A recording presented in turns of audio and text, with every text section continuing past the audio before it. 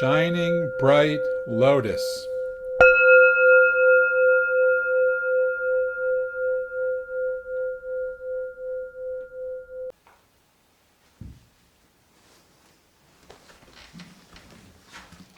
Welcome, everyone. Doesn't it feel like a good day to practice some koans? We'll just call it Koan Wednesday. And then Thursday, Koan Thursday. Friday, Koan Friday. You get the drift. Okay. So, Rinzai Zen is known as the sect that really focuses on koans. It's one of the things that makes it unique and distinct in various lines of Zen. So it might be really nice to get a sense of, well, what is all that about anyway? And you want to have some fun? We can play our first koan on Ekai. Now, Ekai, I only have 15 cards that I need to get through here. And I'm sure lunch will wait.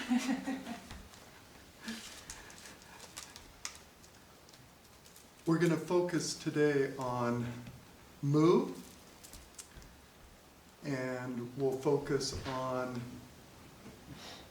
the one hand. Heisoku, notice how I got that to 3 syllables?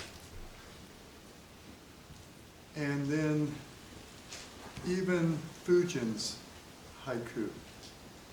What are those haikus all about? And how do those transfer into koans? Right? We'll do all this in about 20 minutes or so, and then with any luck, we may have a little time for some question and answer. Okay.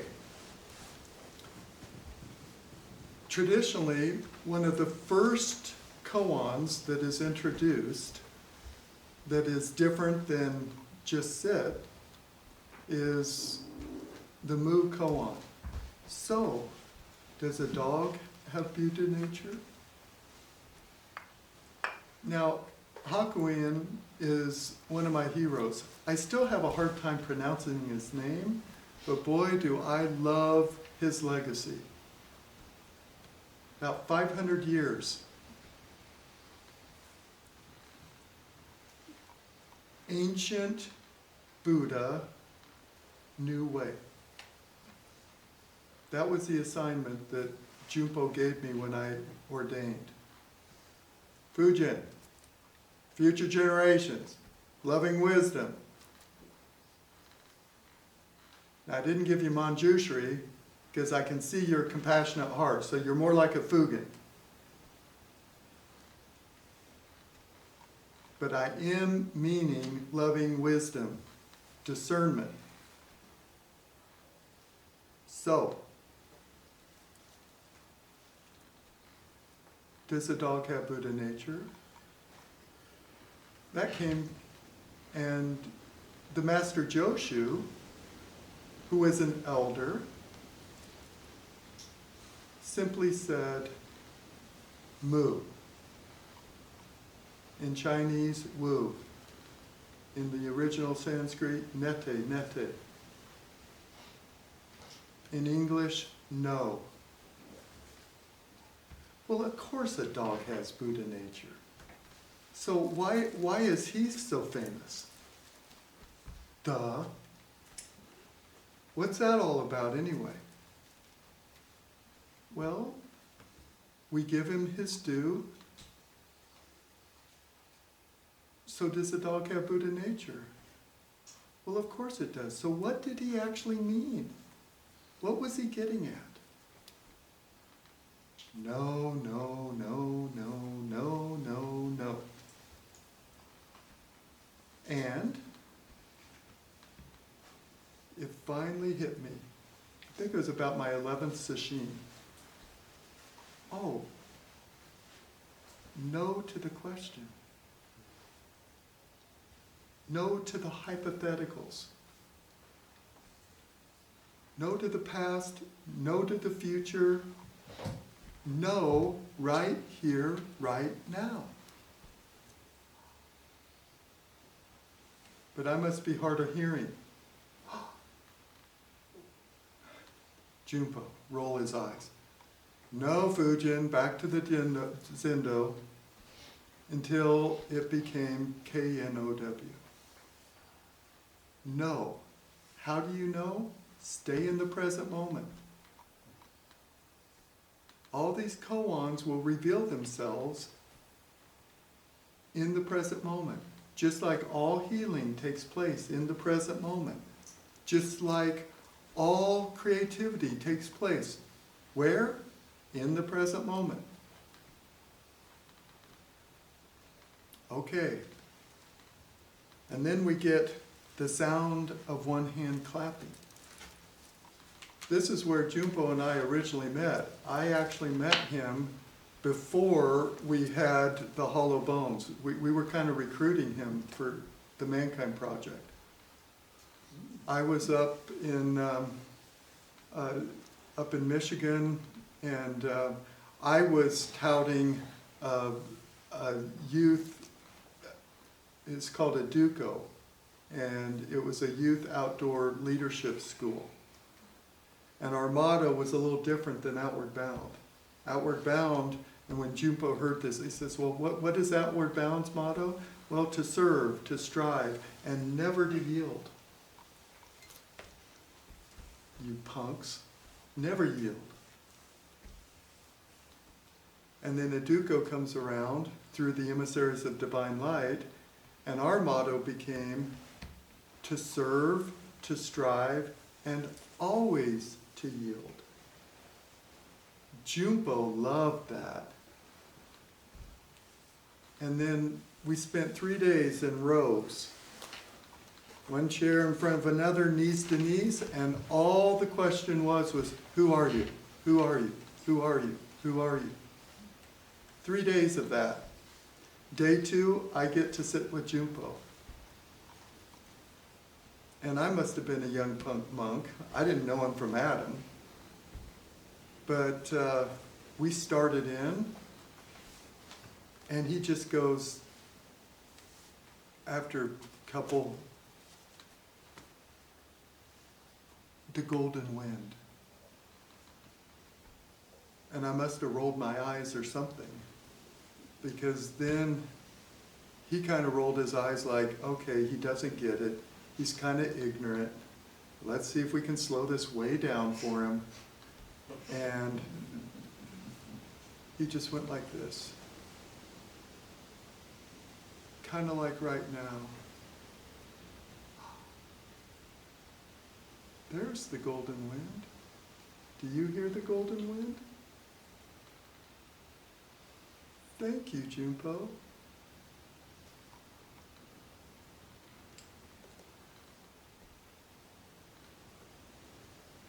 That's part of why we give out gold, black and gold. So, from there we went, and Junpo's koan to me upon Jukai is a little rougher than we had, you guys had. Got it, Yuji?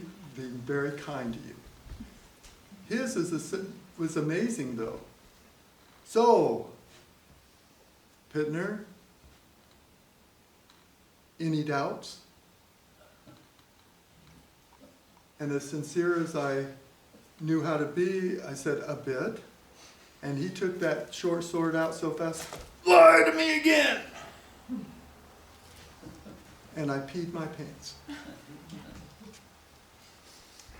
The next day, oh, the guys are getting on me. They said that I'm traumatizing you. You know, you okay, buddy? I'm like, I'm okay. He said, now go practice. Fulfill what you said you were going to do. 4 months later, we all got back together. These are all the bigwigs. And I was the only one that's practiced. The rest of them, they shaved their head, but then they immediately grew it out. Well, why'd you do that? Well, our wives, if you want to have any nookie, you keep your hair, and we'll be patient. So Junpo and I go way back. And all he could say when we finally admitted, and they were the Mankind Project, so they had to fess up and be honest about it. And then he looks and he's so disappointed. Oh God, you? You were the only one? Well, I guess you must be ready to be civilized. And I was a quick study. I asked him, what books can I read? He said, no books. You're too smart for Zen. It'll just develop bad habits. I'm not trying to be mean. I'm really being kind to you. Well, can I at least get them if they're gifts? Let me think about it. He came back, he said, okay, after 3 years, you can get them as gifts. And then he died before I could really say, no, I'm going to be reading until I became a Roshi, and then I get to do what I want to do.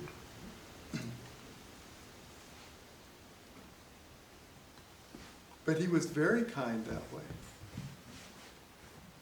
You get too smart, you can get too dumb for Zen.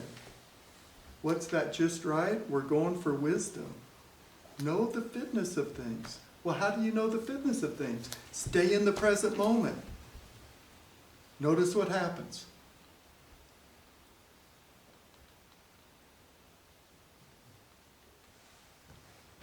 So,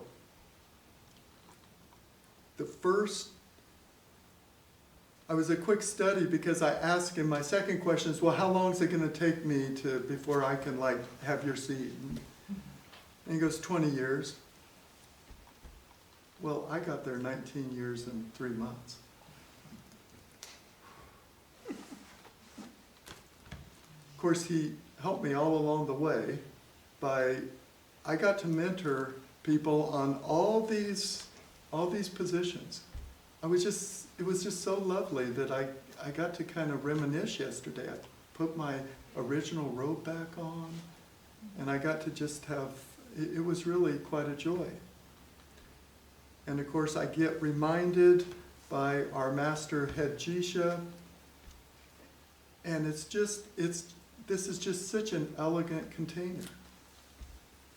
What you guys are getting here is not only a representative sampling of best practices over the last 25 years, but you really are getting an authentic feel for how Junpo taught us the form. And it's just a form.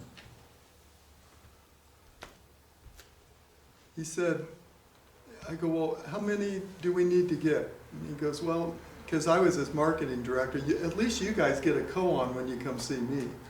When I went to him, it's like, how many butts can you get in the seat? And he said, we're kind of going for 2%. I go, oh, surely we can do tenfold that, at least 20%. He goes, well, give it a try. I suppose miracles are out there, but don't count on it. Because when you get to those poisons, greed, anger, and ignorance, you start talking to people about their money, and you'll start seeing the second awaken vow show up big time. However deep and elusive these shadow states are, I vow to what? Experience and enlighten them all. Anger. For him, it turned into violence at a very young age, for no reason. And thank goodness we came through with Mondo Zen. That was the second 10 years of the 20-year journey. Because he really got the Mankind Project. He thought, wow, you guys are kind of teaching emotional intelligence, but you know what? You're kind of sloppy with it. There's a much more elegant way of doing it. It's called the Awaken One's Vow. Check it out. And for you, Pittner, memorize it. Know it by heart. Little did I know, it comes in really handy when you have your own kids estranged from you. What's that all about? It's quite a koan. But Junpo said, here's what we're going to do. What Hakuin did with mastering your mind through all the classic koans, we're going to do with emotions. So what you can be assured of in Dragon Heart Dharma, in Shining Bright Lotus, in Hollow Bones, mastering our mind and our emotions to get the feelings out of it.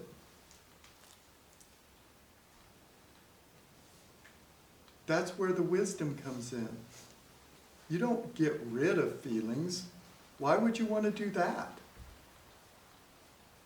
It's one of the classic ways that the psyche communicates to you. All that unconscious stuff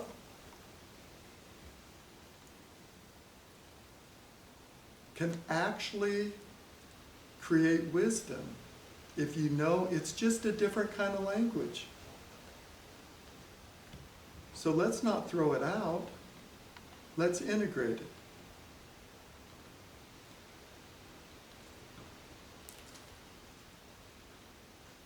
So the sound of one hand. Hakuin really loved that, and it really signifies the triangle because on the polars you've got subject, object, birth, death, good, bad, just, unjust. I just like to call them conundrums. Damned if I do, damned if I don't. Well, what do we do now? Well, if you stick with just ordinary mind, good luck. And that third poison called ignorance, it's really important that you understand ignorance in a Zen context. It's not talking about, oh, we think you're dumb. It's talking about notice what you're ignoring. You seen it this week? Oh, are we all in black? Do we even know that we're all in black? What about those pesky phones? What about showing up on time? This whole form is designed to just help train you in your mindfulness. And then we get these wonderful teachings about, okay, first steps is just be in it and then just notice. I just love these triads that we have. 5 minutes to just, what did you actually notice? And I really love the no crosstalk. Let's just bear witness, not only to ourselves, but to each other. Brilliant, Ekai, absolute brilliance. Now what koans are meant to do is to give you an opportunity to transcend. The whole purpose is to take these seeming paradoxes, these riddles. The classic ones will have all these things where it's kind of designed from a whole brain perspective. The left brainers that want to have all the logic and stuff, I can tell you already, if you try and problem solve a koan, you're lost. And those of us that are a little more intuitive, we kind of delight in that. You don't get just one good little answer like you can on a math quiz. But what it's doing is this practice, this form will help you. We are using transcending practices. It's a both and. It's not either or.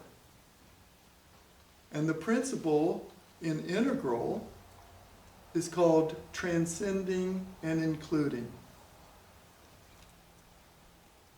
The way I like to teach it is you include first. What are both sides? Can you actually listen without an opinion enough so that you can feed back to somebody their point of view or their perspective to their satisfaction? Can you actually use their words? Can you listen deep enough? Or are you already in your head creating your reply? I don't know about you, but that's the culture I grew up in. The Pittners love a great debate. And it's kind of fun until we get nasty with each other.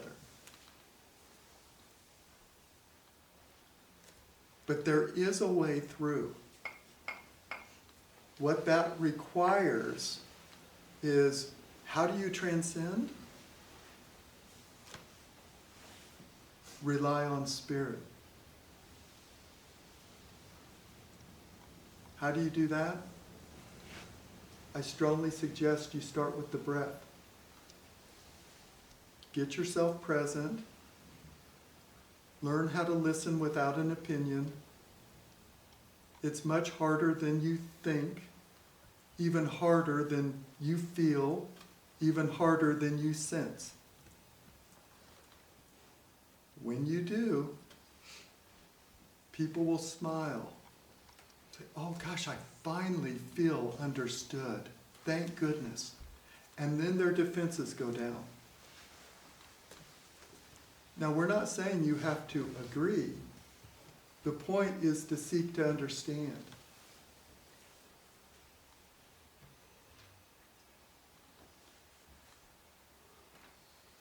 And then there really are ways. Most of the time, it actually dissolves. The koan dissolves who? The joke's been on me. It dissolves me.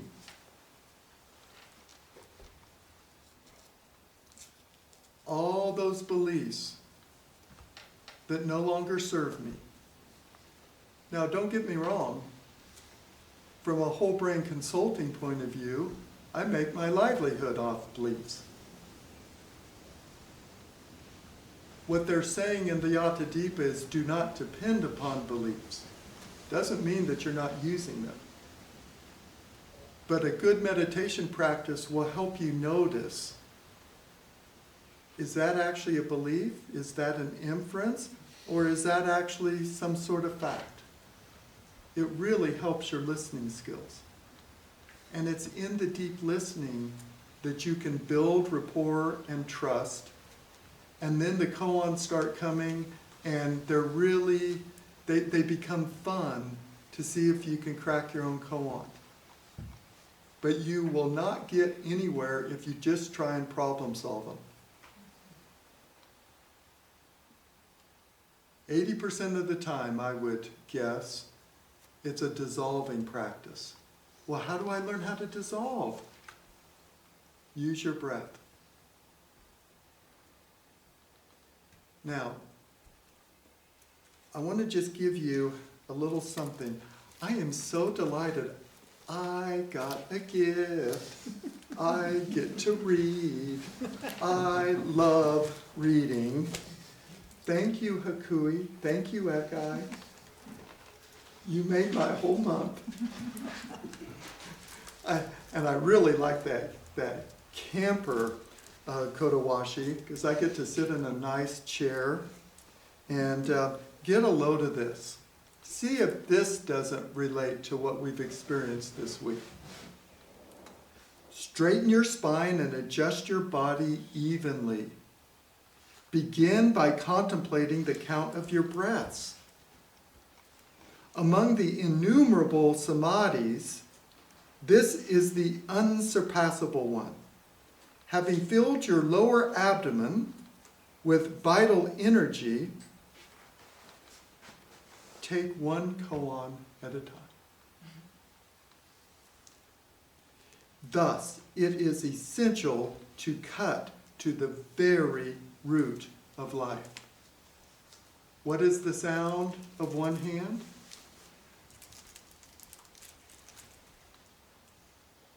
When I repeat, without stillness, there can be no silence. Without silence, there can be no clarity. Without clarity, there can be no intention. Without intention, there can be no manifestation. Without manifestation, there can be no kindness. Well, what's so kind about the Mankind Project? What's so kind about your life? We have a process. It's effective, it's efficient, it's elegant, but it's pretty countercultural. Okay, we've got 5 minutes. Why don't we just stop here and I'll just field a couple of questions. What's the book? The Sound of One Hand, The Paintings and Calligraphy by Zen Master Hakuin.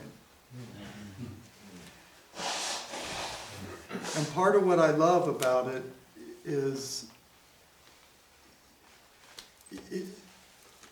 you read through the lineage and it's like, okay, he's like 1700s, a little earlier than when America was born, yeah. But that's just one line. And he's got over 500 years of influence. So Junpo, I know you're listening. Ancient Buddha, Dragonheart Dharma promises to focus on the ancient way. It stood the test of time. We can do this. New way? Well, we started with Mondo. And then look what Shining Bright Lotus has done. Beautiful job of let's consolidate and synthesize the best practices, not only of our tradition, but of all others too. Why? I don't know about you, but I can sense the world is burning. We need as many Zen practitioners as we can get. So the Sound of One Hand, that one will help you crack the koan that is, Hakuin says, is the one that became his favorite to teach, both his students in the monastery, but even more importantly to lay people like you and I. By the way, birth, death.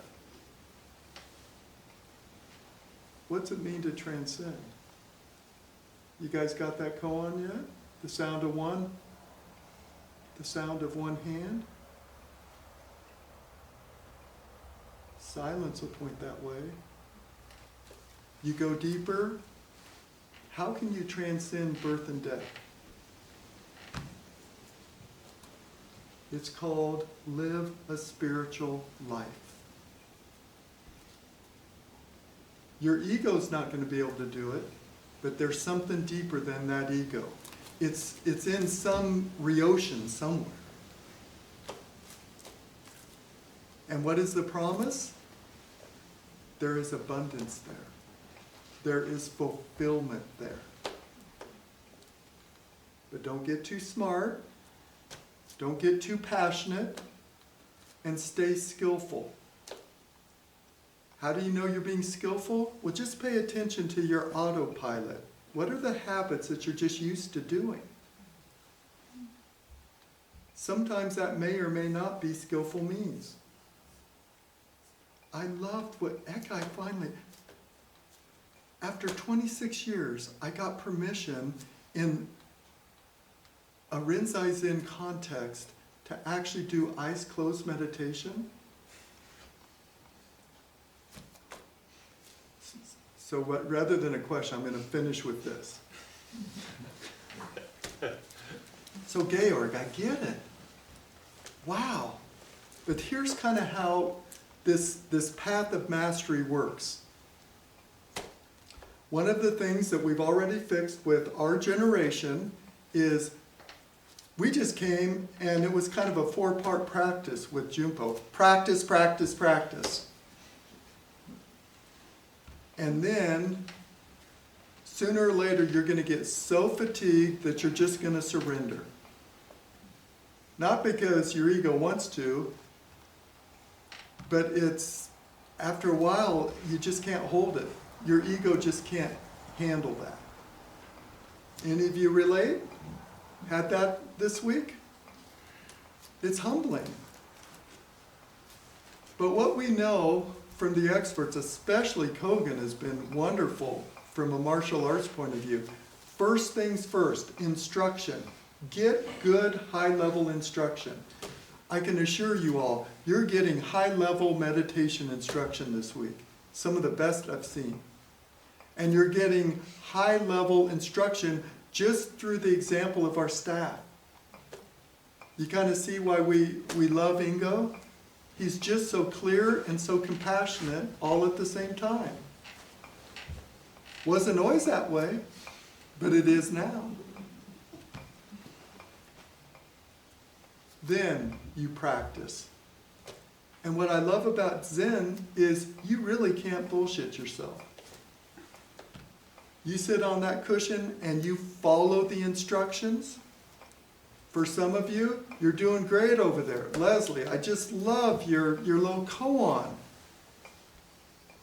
So, how does one practice Zen? Getting a sense of it, aren't you? Isn't that great? Okay, then, most of you have already hit the wall. And you got to surrender.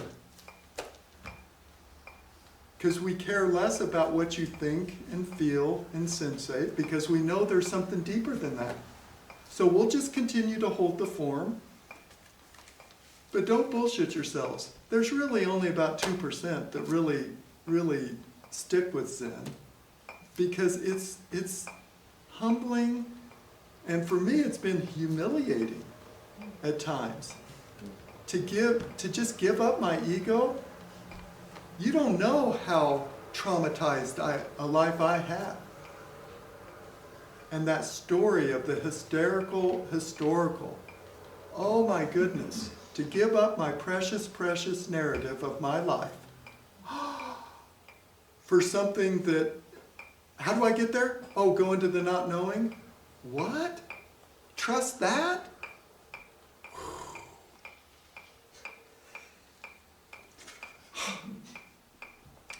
And then something remarkable happens.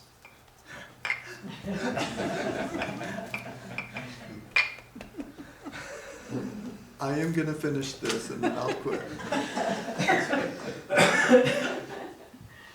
I love my Inji. She is such a pain in my butt sometimes. She loves it. From there, remember, clear intention. What'll take you down the poison words, the greed, the anger, the ignorance, what'll take you there are expectations. We even have an acronym for it in the consulting world.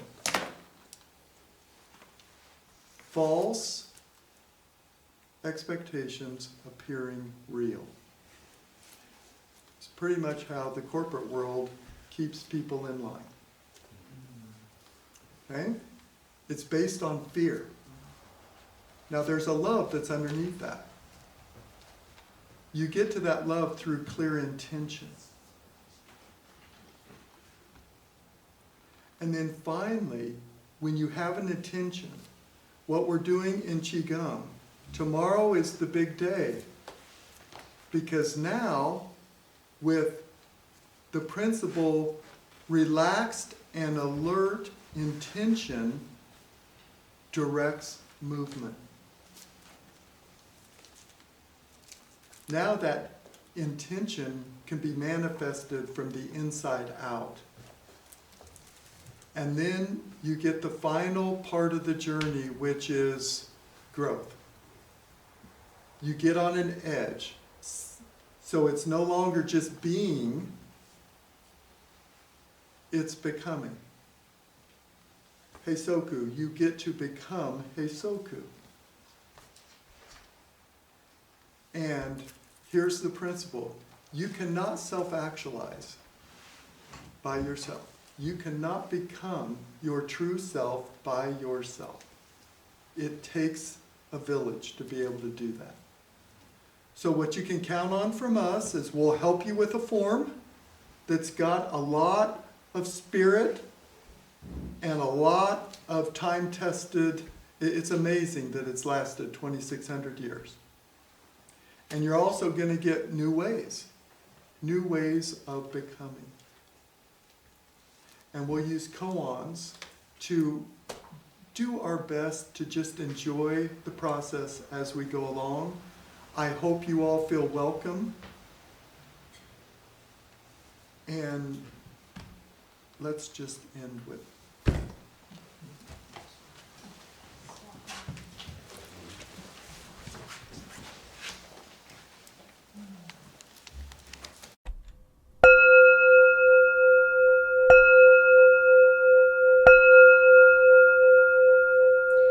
Shining bright lotus.